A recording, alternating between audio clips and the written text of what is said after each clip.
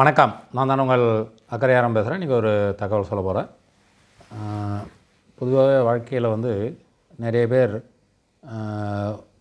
ஒரு 25 வயசுக்கு மேலே ஆகிட்டா ஒரு வேலைக்கு போகணுன்னா இதை முடிக்கணும், அதை முடிக்கணும், இப்படி செய்யணும், இதெல்லாம் முடிச்சுட்டு தான் போகணும், அந்த மாதிரி வேலை கிடைக்காது, எனக்கு இந்த வேலை தான் வேணும் அப்படின்ட்டு ஏதோ ஒரு இதை வச்சுக்கிட்டு காலடி எடுத்து வைக்கிறதுக்கே பயப்படுவாங்க. இந்த வேலையில் போகிறதுக்கே. ஒரு குளத்தில் நீச்சல் கற்றுக்கணுன்னா குளத்தில் குதிக்கணும். குதித்தா தான் கற்றுக்க முடியும். கற்பனையாலே முழுசாக வெளியிலே கற்றுக்கிட்டு உள்ள குளத்தில் குளத்தில் இறங்க முடியாது. நீச்சலும் வெளியிலே கற்றுக்க முடியாது. உள்ளே குதித்தா தான் கற்றுக்க முடியும். அது மாதிரி வாழ்க்கையில் எல்லாமே நாமளே ஒரு படி எடுத்து வச்சா தான் அதுலேருந்து சக்ஸஸாக ஆக முடியும். ஒரு எஃபிஷியன்சின்றது 100% இருக்காது.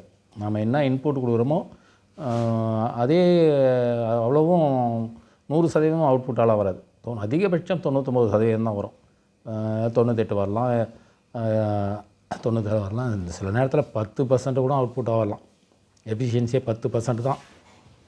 100 ரூபா செலவு பண்ணால் 10 ரூபா தான் நினைக்கிறோம். அது மாதிரி அது சில நேரத்தில் அவுட்புட்டே இல்லாமல் கூட போகலாம். அதுக்காக நம்ம தொய்வை அடைந்துடக்கூடாது. எப்பயுமே பாசிட்டிவாக நினச்சி செஞ்சோம்னா இயற்கை நீதியே தான். 100% வராதுன்றது தான் இயற்கை நீதி. அந்த இயற்கை நீதிக்கு மாறி நாம் எதுவும் பண்ண முடியாது. இருந்தாலும் நாம் முயற்சியை முழுமையாக பண்ணணும். அப்படி இதாகணும் பயந்துக்கிட்டே இருந்தோம்னா வாழ்க்கையில் நாம் எதையுமே சாதிக்க முடியாது. எதையும் சாதிக்க வேண்டும் என்றால் நாம் முதலில் நம்முடைய செயலை ஆரம்பிக்க வேண்டும். ஆரம்பித்தா தான் அதில் நடந்து போய் ஒரு இலக்கை அடைய முடியும். ஆரம்பத்திலே தடையாக இருந்தால் நம்மளால் ஒன்றுமே பண்ண முடியாதுன்றது தான் அந்த தகவலுடைய சுருக்கம். நன்றி, வணக்கம்.